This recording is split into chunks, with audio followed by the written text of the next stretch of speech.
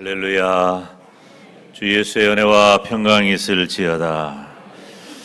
지난 7월을 시작하면서 열흘 동안 우리가 새벽기도회를 통해서 보라 내가 새 일을 행하리라 말씀을 전했고, 또 지난 주일에도 같은 제목의 말씀을 전했습니다. 하나님께서 세우신 새 기관이 있는데, 하나님은 가정을 세우셨고, 그리고 국가를 세우셨고, 그리고 교회를 세우셨어요. 하나님은 가정을 통해서 새 일을 행하시고, 국가를 통해서 새 일을 행하시고, 교회를 통해서 새 일을 행하시는 줄로 믿습니다. 특별히 우리 영광대교회를 통해서 우리 하나님께서 새 일 행하시기를 주님의 이름으로 축원합니다. 우리 교회는 지금 지난해 2018년부터 2020년까지 3개년 계획을 가지는데, 기도와 예배와 전도라고 하는 그런 목표를 갖습니다. 특별히 지난해에는 구원을 날마다 전하는 교회, 그 1차 년도로서 우리가 기도하고 예배하고 전도해야 한다. 금년에는 깨어 기도하고 예배하는 교회. 금년표가 다 같이 시작. 아멘. 역시 기도하고 예배하고 전도하는 일이죠. 오늘 말씀은 이제 영광을 전도하라 하는 그런 말씀의 제목인데, 2년 전인가 우리 유년주일학교 여름성경학교 주제가 대한민국을 전도하라. 제가 몰랐어요. 잊어버렸어요. 그때는 들었는데, 이제 우리 교역자들이 모여가지고 전도 계획을 세우고 이렇게 하는 가운데, 제가 이번에 우리들이 전도하는데 총 이 주제를 딱 표를 하나 해야 되겠는데, 내가 기도하는 중에 영광을 전도하라, 그 주제를 딱 생각했다. 그러니까 우리 목사님들이 그 2년 전에 대한민국을 전도하라 여름성경학교 때 했습니다. 그래서 이거 힘써서 내가 생각해냈는데 해 아래 새 것이 없다, 그 생각을 했어요. 근데 멋있잖아요. 우리 따라서 합시다. 영광을 전도하라. 여러분, 우리 영광을 한번 전도해 봅시다. 이 한국교회를 표현하는 단어가 있는데, 그것은 바로 부흥과 성장이라고 하는 단어예요. 이 부흥이라고 하는 단어는 성도 개인에게 적용이 되고요, 성장이라고 하는 단어는 교회 공동체에 해당하는 말입니다. 개인과 교회가, 이 한국교회는 기독교 역사에 필적할 만한 역사 그 자체가 되었습니다. 얼마나 복되고 귀한 일인지 몰라요. 여러분, 우리 영광대교회도, 그리고 성도된 저와 여러분도 바로 그 거룩한 역사의 중심에 서 있음을 믿으시기를 바랍니다. 그래서 이 한국교회가 얼마나 이 부흥하고 성장하는 속도가 빠르고 대단했는지, 이건 세계 기독교 모든 학자들이 주목하고, 지금도 세계 신학을 주도하는 나라는 이제 우리 대한민국이 되었어요. 우리 대한민국의 신학적 수준이, 특별히 우리 이 한국의 한반도에 복음이 들어올 때, 각 지역마다 이 복음이 들어오는데, 미국 장로교회, 남장로교, 북장로교 이런 장로교의 영향을 받아서 보수주의, 이 보수주의라고 하는 것은 성경을 보수한다 라는 말이에요. 성경을 지킨다는 말이에요. 낡은 사고 그런 뜻이 아니에요. 보수주의와 개혁주의는 같은 말이에요. 개혁주의는 무엇입니까? 개혁주의는 이제 낡아버린, 타락해버린, 그래서 이 종교 개혁주의자들의 정신, 특별히 칼빈주의를 가지고 이제 우리 장로교회 같은 경우는 칼빈주의를 중심으로 해서 개혁을 하자 하는 그런 개혁주의 신앙을 가지고 있지요. 이 한국 교회가 그러니까 굉장히 건강한 교회가 된 거예요. 물론 좀 진보적인 그런 교회들도 있어요. 그렇다고 그분들을 뭐 이단이다 이렇게 취급하면 안 돼요. 물론 신학적인 경향은 다르지만 한국 교회가 이제 잘 어우러져서 그래도 비교적 세계 어느 교회에 견주어 봤을 때에 한국 교회가 성경적인 하나님의 말씀을 중심으로 하는 그런 건강한 교회로 부흥하고 성장을 했죠. 그런데 이렇게 빨리 식어져 버린 기독교 역사를 보면 너무나도 안타깝다. 한 세기 만에 엄청난 부흥과 성장을 가파르게 이루었는데 그 한 세기가 지나자마자 이렇게 교회가 부흥이 마이너스 성장 시대가 되고 더디게 되었다는 것이 뿐만 아니라 우리 기독교가 요즘은 비난과 조롱의 대상이 되어버린 것 같아서 너무나도 슬프고 목사로서 큰 고통을 느낍니다. 이 언론이나 방송에 이 기독교라고 하는 용어가 등장을 하면 몹시 이렇게 부정적인 그런 영향을 주는 것들이기 때문에 문제도 있어요. 어떻게 보면 우리 기독교의 실수도 있지만은 방송이라든가 정부 당국자들이 가지고 있는 태도 또한 문제가 되는 건 사실이에요. 제가 오늘은 공예배고 그 이야기가 주제가 아니기 때문에 많은 얘기를 전개하지 않지만은 제가 어떤 기독교 포럼에서 강의를 할 때에는 이 부분에 대해서 언론과 정부 당국자들의 기독교에 대한 태도에 대해서는 매우 강렬하게 제가 강의를 한 적이 있습니다. 어찌되었든지 우리 영광대교회만은 시대를 거슬러서 보라 내가 새 일을 행하리라 하신 그 하나님의 뜻을 우리 모두 이루시기를 주님의 이름으로 축원합니다. 성도 여러분 개인이 부흥하기를 소원합니다.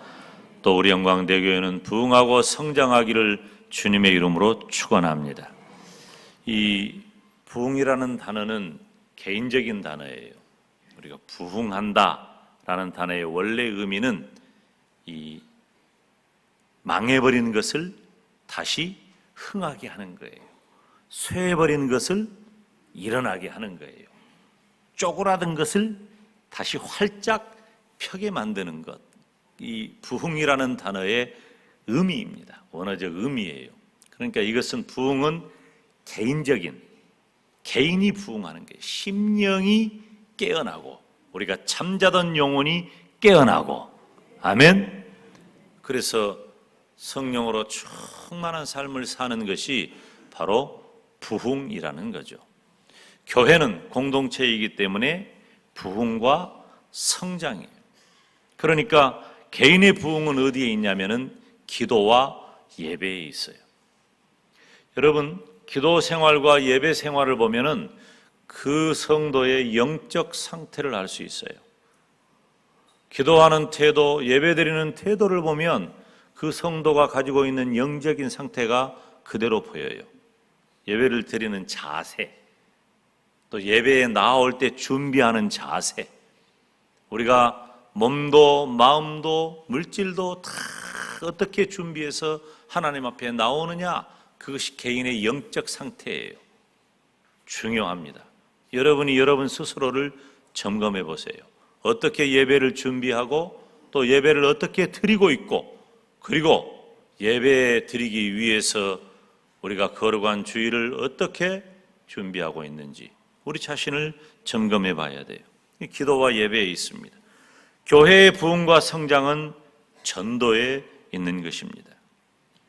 지난 주일 하나님께서 교회를 통해 새 일을 행하신다 그랬는데요.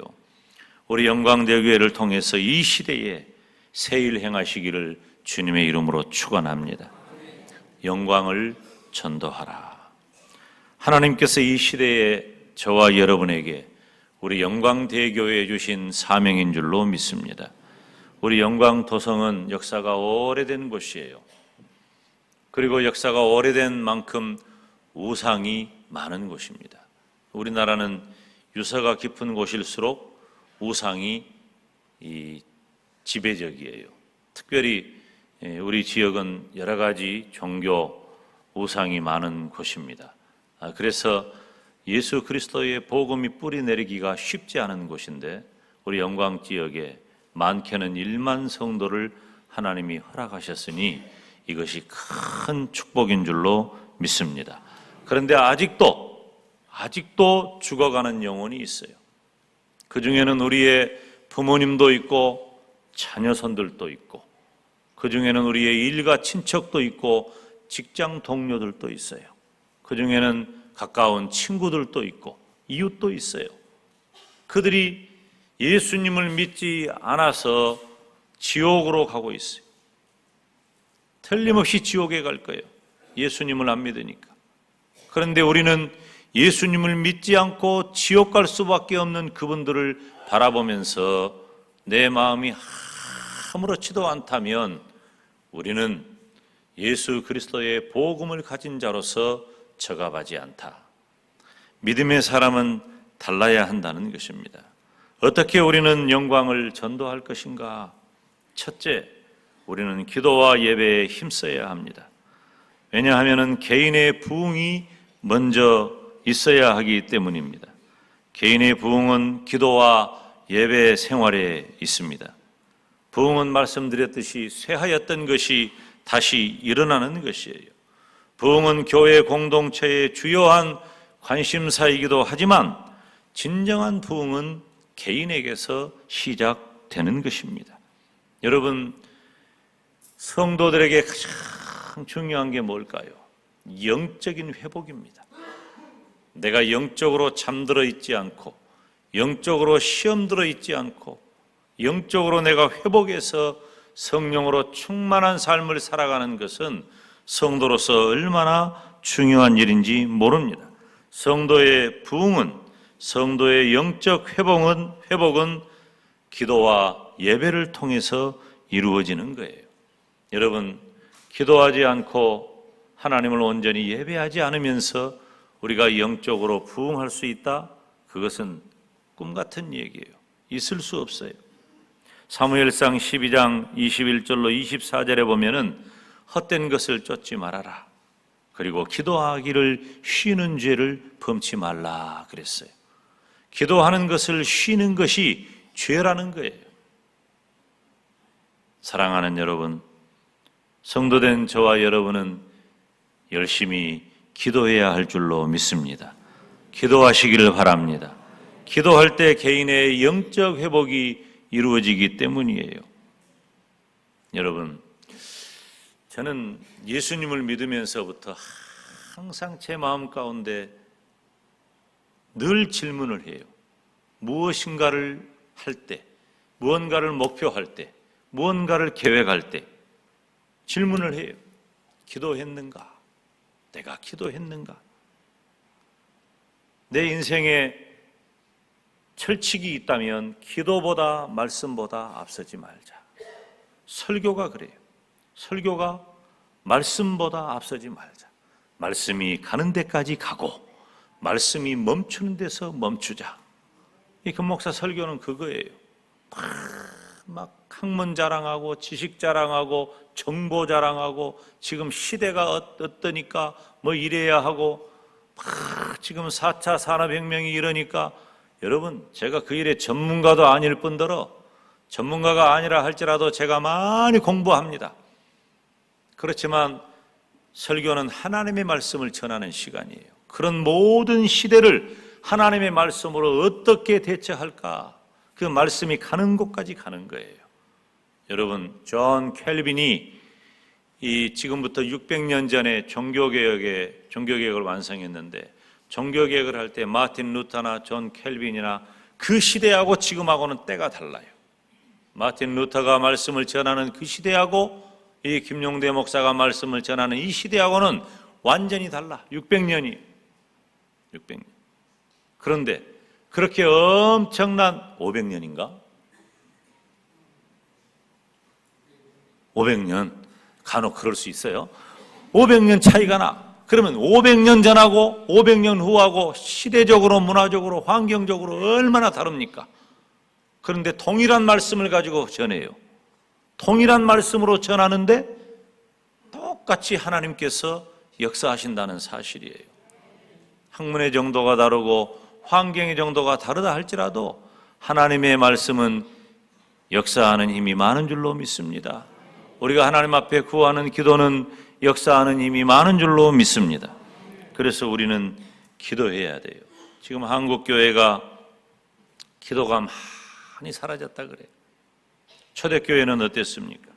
초대교회는 원형교회죠.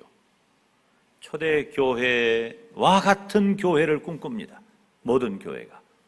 초대교회는 어땠을까요? 오늘 본문에 초대교회의 모습이 나와 있는데 초대교회는 사도들의 가르침을 받아 주의 종이 말씀을 전한 거죠.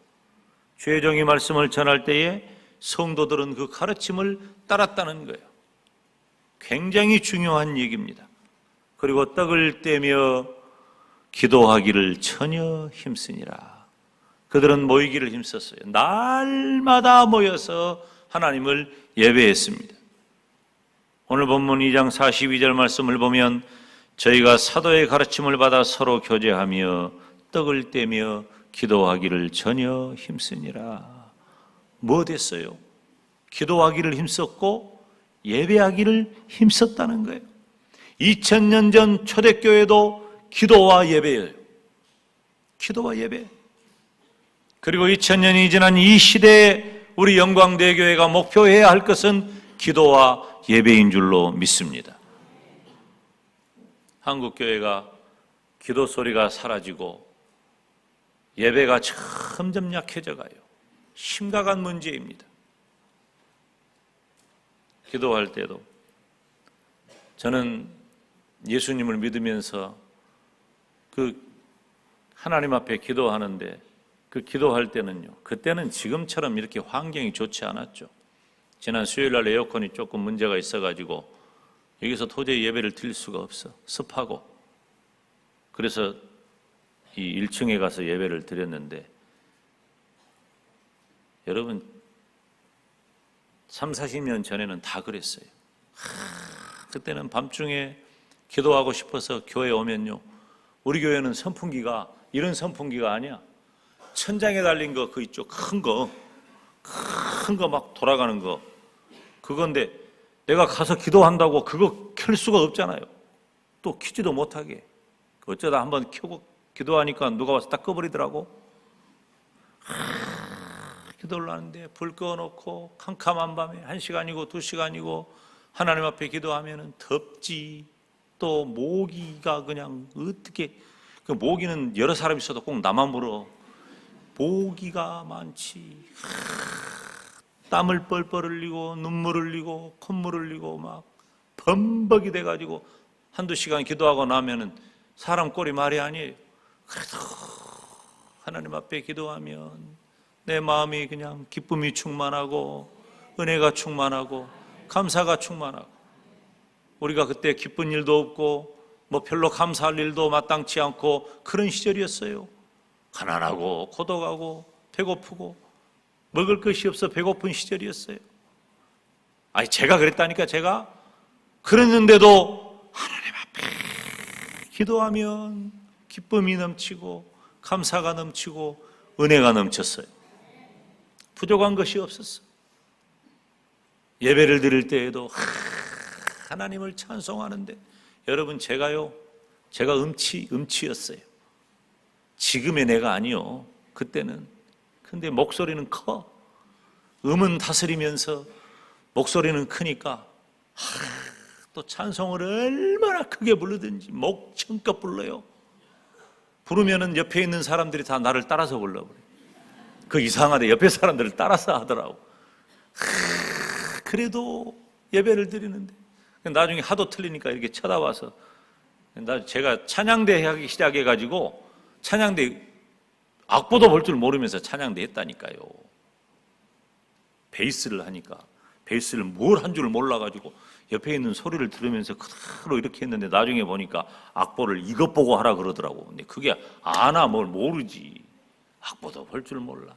근데 지금은 어느 정도 조금 장로님 좀 봅니다. 내가 보고 부를 줄 알아요. 또 소리도 들을 줄 알고. 아무것도 몰라도 예배 시간이 그렇게 기쁘고 감사해요.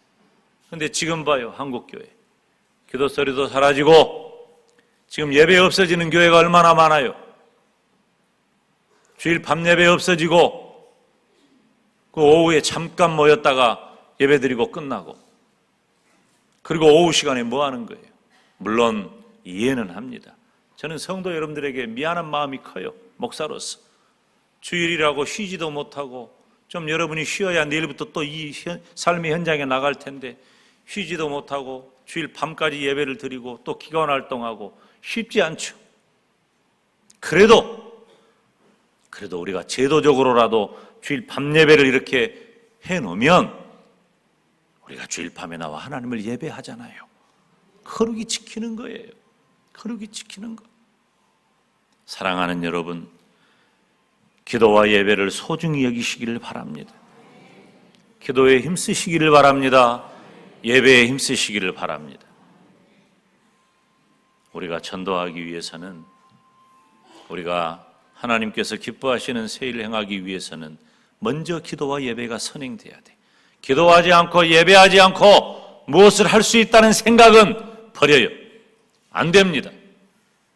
두 번째는 영광을 전도하기 위해서 기도와 예배에 힘쓰고 실제로 전도해야 합니다. 기도와 예배는 자연스럽게 전도로 이어집니다. 전도는 교회의 목표가 아니에요. 목사가 무슨 목표를 세워가지고 전도하자, 그게 아니에요. 본질을 알아야 돼요. 전도는 우리 주님의 명령입니다. 주님께서 저와 여러분에게 우리 영광대교회에 전도하라고 명령하셨어요. 명령하셨기 때문에 받은 명령을 순종하는 것입니다. 예루살렘에, 온 유대에, 사마리아에, 그리고 땅끝까지. 사도행전 1장 8절 말씀을 보면 오직 성령이 너희에게 임하시면 너희가 권능을 받고 예루살렘과 온 유대와 사마리아와 땅끝까지 이르러 내 증인이 되리라. 그랬어요. 초대교회는 예수님의 명령을 잘 따랐단 말이에요.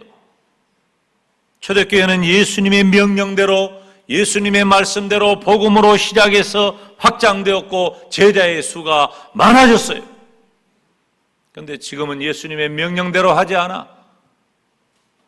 교회에서 설교할 때 힘든 설교가 뭐예요? 전도 설교가 힘들어요. 목사님들한테 그래요. 하지 말아야 할 설교. 전도 설교 하지 말아라. 주일 지키라고 하지 말아라. 설교하지 마라. 부담된다는 거예요. 11조 설교하지 말아라. 그러면 목사가 뭘 설교하라는 거예요? 뭐 지금 문화 강좌하라는 거예요, 목사 보고? 아니에요. 목사는 그거 설교해야 돼요. 그거 설교하라고 목사가 있는 거예요. 근데 한국교회가 그런 중요한 복음 진리, 핵심 가치에 대한 설교가 다 사라지고 없어. 전도해야 돼요. 전도하라는 설교가 필요해요. 여러분, 초대교회는 예수님의 말씀을 잘 따랐단 말이에요. 그래서 사도행전 2장 41절 말씀을 보면 그 말을 받는 사람들은 세례를 받음에 이날에 제자의 수가 3,000이나 더하더라. 하나님의 말씀을 가지고 예수 그리스도의 복음을 가지고 나아가 증거할 때에 3,000명이 회개하고 돌아오는 세례받는 역사가 일어난 줄로 믿습니다. 이것이 2000년 전에만 가능한 거요? 지금도 그 일이 가능하다는 거예요. 지금도 우리에게 그 명령이 주어졌음을 믿으시기를 바랍니다. 사도행전 2장 47절 보면 주께서 구원받는 사람을 날마다 더하게 하시니라. 나아가 복음을 전하게만 했는데 주께서 우리 주님께서 구원받는 자를 날마다 더하게 해주실 줄로 믿습니다. 사도행전 4장 4절에 보면 말씀을 듣는 사람 중에 믿는 자가 많으니 남자의 수가 약 5,000이나 되었더라. 그러니까 여자와 어린애까지 합하면 2만 명이 넘는 숫자가 예수님을 믿고 돌아왔다고 하는 거예요. 고린도전서 1장 21절 보면 하나님께서 전도에 미련한 것으로 믿는 자들을 구원하시기를 기뻐하셨도다. 전도예요. 여러분, 전도합시다.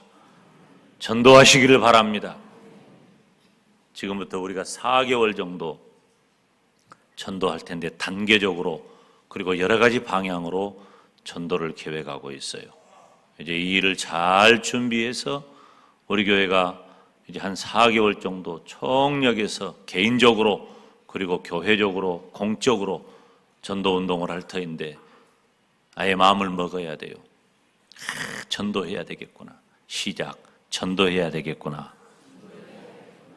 그 감동 없는 그 태도로 하지 말고 전도해야 되겠구나.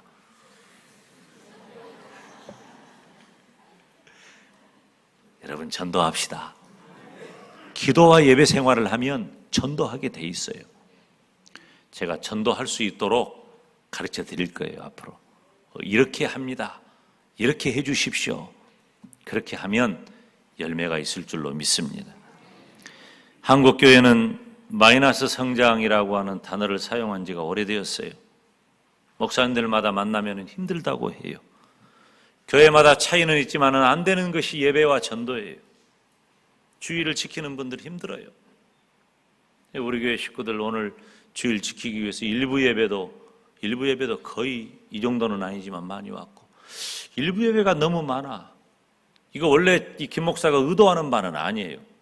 일부 예배는 봉사자들 중심으로 예배를 드리고 2부 예배 다 나와서 예배를 드리자, 이 의도였는데 일부 예배가 그냥 많아져 가지고 어떻게 보면 일부 예배 드리고 그냥, 이게 뭔 말인지 알죠? 한국 사람들은 이게 이렇게도 알아들어. 거시기 해버려요.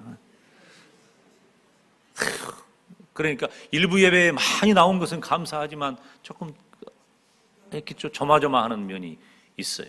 오늘 일부 예배, 2부 예배 이렇게 많이 나오신 건 너무너무 감사한 일이에요.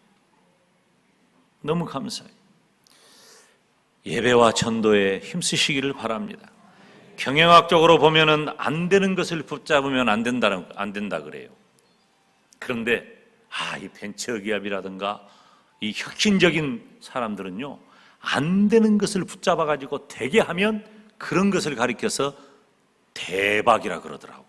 엄청난 성과를 거두는 거예요. 여러분, 우리 교회는 안 되는 것 붙잡읍시다. 기도 붙잡읍시다. 예배 붙잡읍시다. 전도 붙잡읍시다. 그러면 이 한국교회 마이너스 성장 이런 말 별소리가 다 들려도 우리 영광대교회를 통해서 하나님께서 새 일을 이루실 줄로 믿습니다. 기도와 예배는, 그리고 전도는 나에게서 나온 이 목사에게서 나온 경영 논리가 아니에요. 우리 주님의 명령이에요.